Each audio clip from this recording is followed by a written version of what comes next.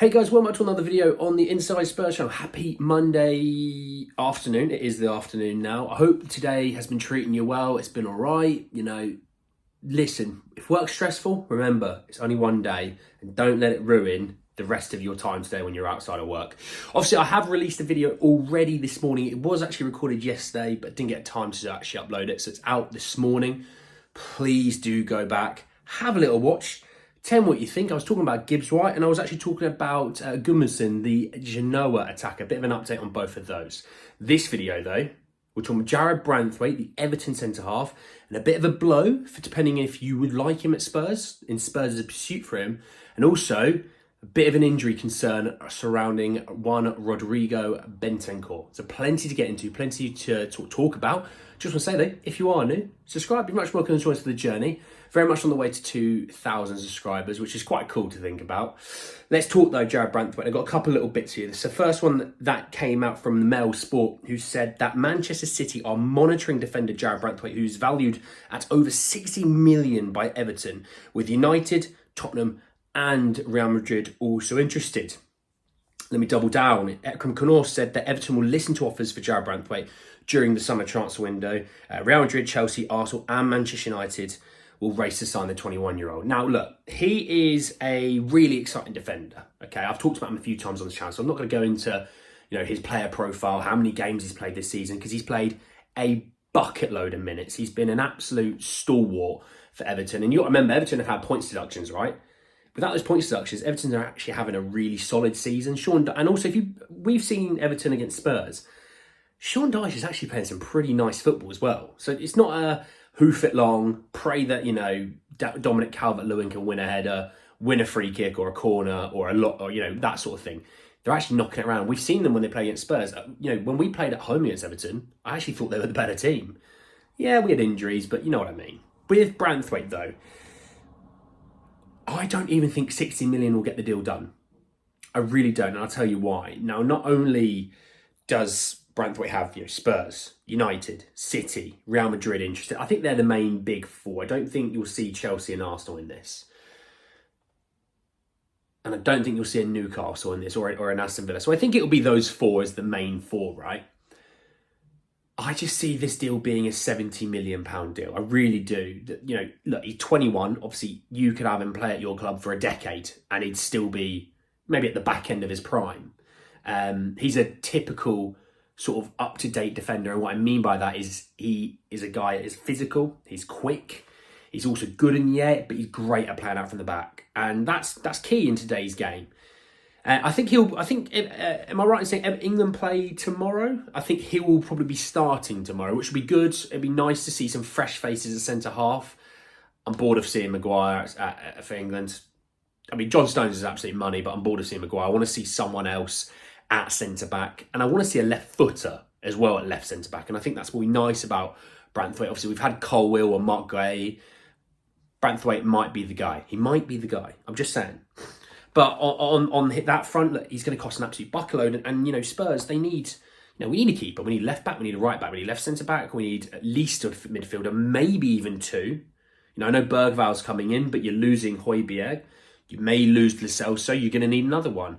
You may move on from a Brian Hill. You may not even sign Timo Werner. So you need wingers. So Spurs needing that many players alone. I mean, I went through it one day and I think Spurs still need about 10 players.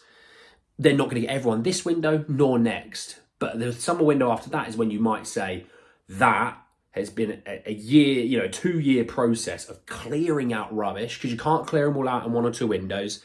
And if you do think they can do that, you're playing too much FIFA and you're playing too much Football Manager, and get off those. Which, by the way, career mode is coming. I am ordering pieces for some stuff today or tomorrow, one of the two. So it will be coming, hopefully, end of the week. But on this regard, look, Spurs need time. And Spurs aren't going to spend 70 million on Jarrad Branthwaite. Now, we do need to look at this as the way Man City look at this. We're not going to have the Man City that they spend on chances, things like that, right? But they have Gvardiol, Ake, Ruben Dias, Kanji, John Stones. I'm missing. Well, that's 5 centre backs, right? There is others. I'm definitely missing at least 1 or 2. Regardless, right? There's 5 unreal centre-backs. And they are all unreal centre-backs, by the way. They're all very, very good. The fact Nathan Ake has probably been one of the best left-backs in the league shows the ability that he has. You know, Gavardio is quite a good attacking left-back, and we've spoken about on the channel before. Spurs need to get in that mindset of going, well, we've got Mickey and we've got Kuti. That's it. Oh, no one wants to come play Spurs because they're not going to get ahead of them. Why not? Why couldn't they? Are they the two world's best defenders? If Virgil van Dijk came to Spurs, are you saying Virgil van Dijk's going to sit on the bench? You see what I mean? Like, we need to get out of that mindset. We need to think 4 centre-backs, all of good quality. But Spurs aren't going to spend 70 million on a centre-back when they have issues all across the team. You know, Spurs aren't spending 50 million on 5 different players this summer. Because you just got to be realistic. It's not what we do. Yeah, you might find a Man City might do that, but they've got money and they've got charges and they're a bit dodgy. You know, United, I don't even think United are going to be like that anymore. They've got so much debt. They haven't got the money to do that. So I think with Spurs, you know, you're going to look at it and go, look, if we can get, you know, a left back for 20 million, fantastic. Lloyd Kelly at centre back, fantastic. You know, free. It gives you the ability then to kind of go, right, Eze, 60 million, we'll have him. Oh, we'll tell you what, we need another midfielder. You know, if let's say, I'm not saying it will be, but let's say it's Conor Gallagher. 40 million, we don't care, we'll have him. You look at that and you go, 4 players, 120 million. That's not crazy for Spurs. And then when you think about who they may sell, you might actually look at it and go, the net spend is really not that high. Gives you the ability to kind of go, let's go get a keeper as well also here. Maybe even a right back.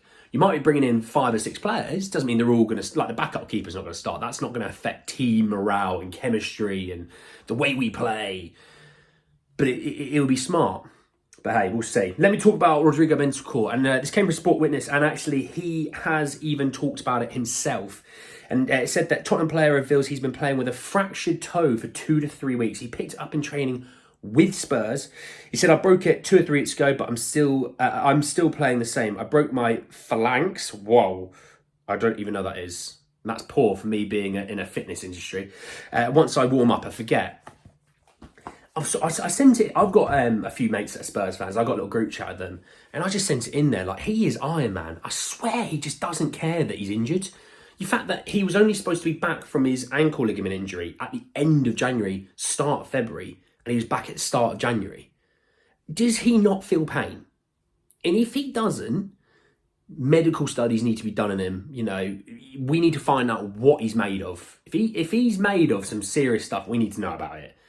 But look, we've got a guy who he cares about his club. Because, by the way, he picked up for the club. It wasn't like he picked up for Uruguay. He picked up for the club. He still goes out to play for Uruguay. He still wants to play for Spurs. That is a guy you can build your midfield around just purely for attitude reasons alone. He wants to die for the cause. And I think some of the players in that squad do want to die for the cause. You look at Vicario. Vicario would die for the cause. Absolutely. Sonny, die for the cause. Absolutely. You've got players out there that would. Kulusevski probably, yeah, I would say. Maddison, Udogie, Porro, Romero. More of that, please. More of that. But anyway, guys, end the video. I hope you enjoyed. Drop a like on the video if you did. Hit me in the comment section. Your thoughts and feelings. What about Rodrigo's injury? You're worried? You're not bothered? I'm not too bothered. If he's not bothered, I'm not bothered. He knows his body, I don't. Obviously, then your thoughts and feelings about Jarrad Branthwaite and my kind of idea around how we're not going to spend that kind of money on all these different players. We kind of need a few quick, easy, cheaper wins. I want to know thoughts and feelings about that as well. Subscribe to the channel if you're new and hit the bell notification for more. But anyway, guys, then the video, and I'll see you all very, very soon. Take care, guys.